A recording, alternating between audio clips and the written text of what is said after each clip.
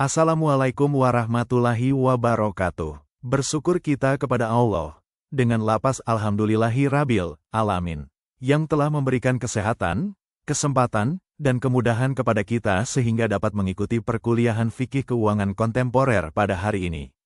Bersalawat kita kepada Nabi Muhammad dengan lapas Allahumma salli ala Sayyidina Muhammad wa ala ali Sayyidina Muhammad. Semoga senantiasa tercurah kepada Nabi Muhammad, keluarga, sahabat, serta umat beliau hingga akhir zaman. Saudara-saudara mahasiswa yang saya hormati, perkuliahan ini akan mengantarkan kita pada pemahaman mendasar tentang bagaimana sistem keuangan syariah dibangun.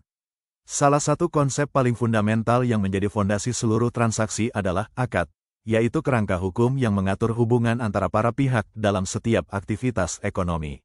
Akad tidak hanya menjelaskan siapa yang terlibat dalam transaksi, tetapi juga menentukan objek yang diperjualbelikan, nilai atau harga yang disepakati, serta mekanisme pembagian risiko dan tanggung jawab. Dengan demikian, setiap transaksi dalam keuangan syariah tidak hanya bersifat ekonomi, tetapi juga memiliki dimensi hukum dan etika yang menjunjung keadilan, transparansi, dan kerelaan. Dalam perkembangan keuangan kontemporer, akad menjadi semakin penting karena transaksi tidak lagi sederhana.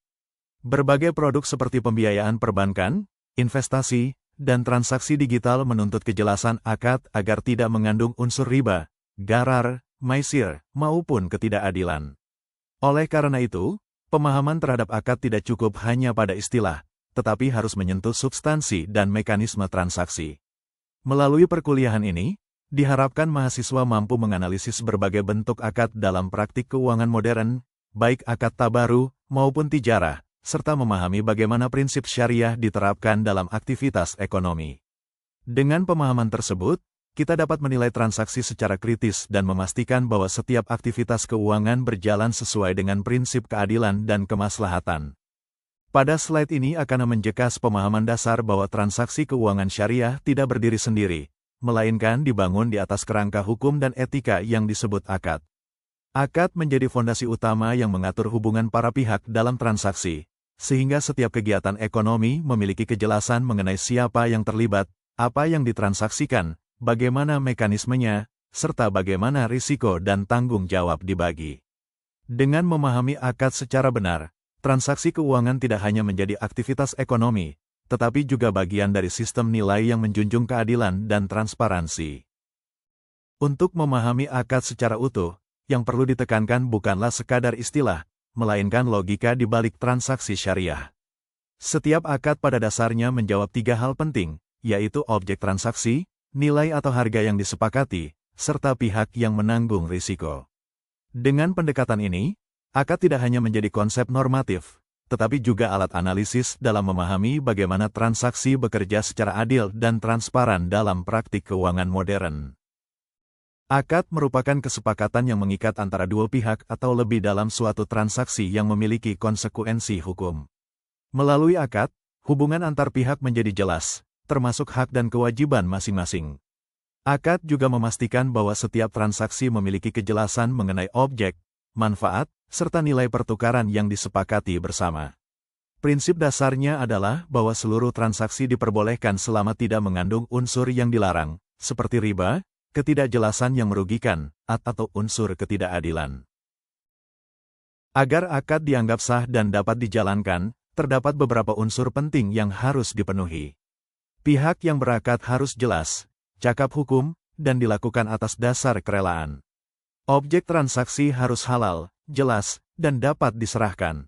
Selain itu, terdapat ijab dan kabul sebagai bentuk kesepakatan yang saling dipahami.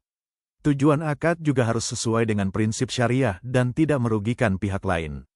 Keempat unsur ini memastikan bahwa transaksi dilakukan secara sah, adil, dan transparan sejak awal.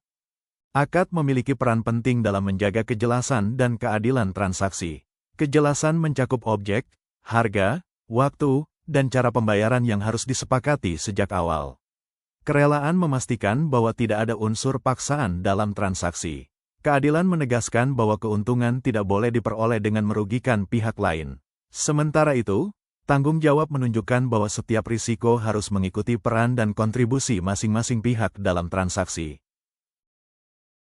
Dalam praktiknya, transaksi syariah memiliki batasan yang harus dihindari agar tidak menyimpang dari prinsip hukum Islam. 4 hal utama yang menjadi larangan adalah riba, maisir, gharar, dan kezaliman. Riba berkaitan dengan tambahan yang tidak sah dalam utang, maisir terkait spekulasi yang tidak berbasis usaha nyata, gharar berkaitan dengan ketidakjelasan yang berlebihan, sedangkan kezaliman berkaitan dengan tindakan yang merugikan pihak lain secara tidak adil. Keempat unsur ini menjadi batas etis sekaligus hukum dalam setiap transaksi. Secara umum, akad dalam keuangan syariah dibagi menjadi 2 kelompok besar, yaitu akad tabaru dan akad tijarah. Akad tabaru berorientasi pada kebaikan sosial dan tidak bertujuan mencari keuntungan utama, seperti qardh, rahan, kafalah, dan wakalah. Sementara akad tijarah berorientasi pada aktivitas komersial yang menghasilkan keuntungan melalui mekanisme yang jelas dan adil. Keduanya memiliki peran yang berbeda namun saling melengkapi dalam sistem keuangan syariah. Dalam kelompok akad tijarah, salah satu bentuk yang paling umum adalah akad jual-beli. Murabaha merupakan jual-beli dengan penetapan harga pokok dan margin keuntungan yang disepakati di awal. Salam adalah jual-beli dengan pembayaran di muka dan penyerahan barang di masa depan. Istisna digunakan untuk pemesanan barang atau proyek yang dibuat sesuai spesifikasi. Ketiga akad ini menunjukkan bahwa keuntungan dalam syariah diperoleh melalui transaksi barang atau jasa yang nyata, bukan spekulasi. Selain jual-beli, terdapat akad bagi hasil yang berbasis pada kerja sama usaha. Mudharabah adalah akad di mana satu pihak menyediakan modal dan pihak lain mengelola usaha, dengan keuntungan dibagi sesuai kesepakatan. Musyarakah melibatkan kontribusi modal dari semua pihak yang terlibat dalam usaha. Dalam kedua akad ini, keuntungan tidak ditentukan di awal secara nominal, tetapi bergantung pada hasil usaha yang sebenarnya, sehingga transparansi dan kepercayaan menjadi elemen penting. Akad ijarah merupakan bentuk transaksi yang memindahkan hak manfaat tanpa memindahkan kepemilikan barang. Pengguna hanya membayar untuk penggunaan manfaat dalam jangka waktu tertentu, seperti sewa kendaraan atau properti. Dalam praktiknya, seluruh ketentuan seperti jangka waktu, biaya sewa, dan tanggung jawab perawatan harus dijelaskan sejak awal. Ijarah juga dapat berkembang menjadi IMBT, yaitu sewa yang diakhiri dengan perpindahan kepemilikan berdasarkan kesepakatan awal. Dalam sistem keuangan syariah, terdapat akad yang bersifat sosial dan pendukung yang tidak berorientasi pada keuntungan.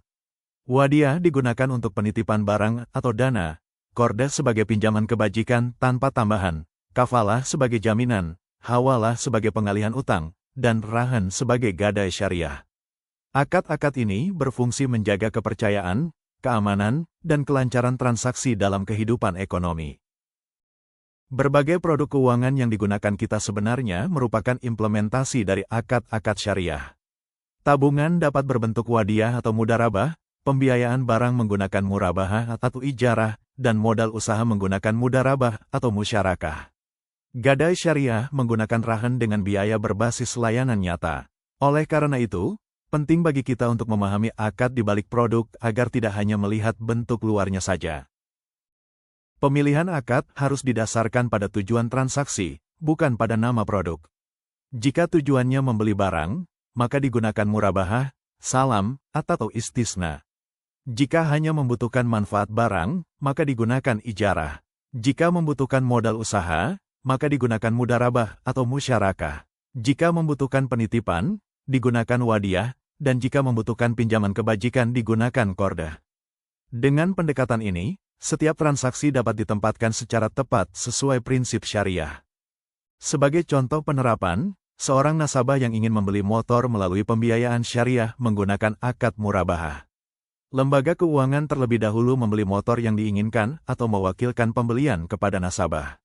Setelah itu, motor dijual kepada nasabah dengan harga pokok ditambah margin yang telah disepakati sejak awal. Pembayaran dilakukan secara cicilan dengan ketentuan yang jelas mengenai harga, jangka waktu, dan risiko. Dengan demikian, seluruh proses berjalan transparan dan sesuai prinsip syariah.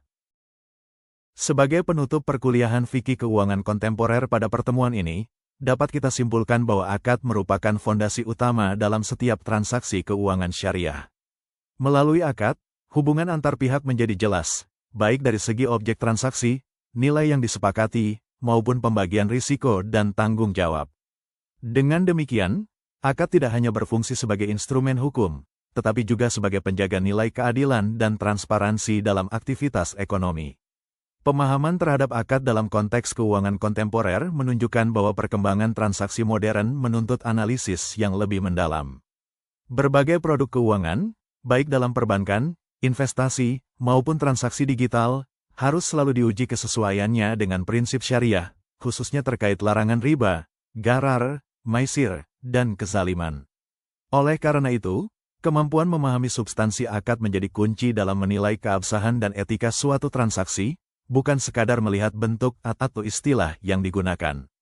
Dengan demikian, diharapkan mahasiswa tidak hanya memahami konsep akad secara teoritis, tetapi juga mampu mengaplikasikannya dalam analisis kasus-kasus keuangan modern secara kritis dan bertanggung jawab.